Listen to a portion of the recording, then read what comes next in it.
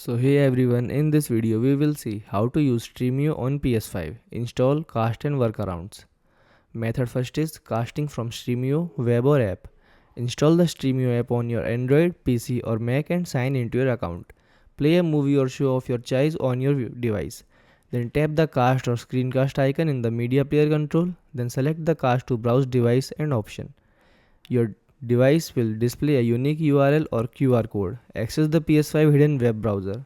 Then enter the URL or scan the QR code using your phone number camera while the PS5 browser is active. Second method is using the hidden PS5 web browser. Navigate to PS5 setting, then user and account, then linked service, then YouTube. Click link and set use browser to sign in.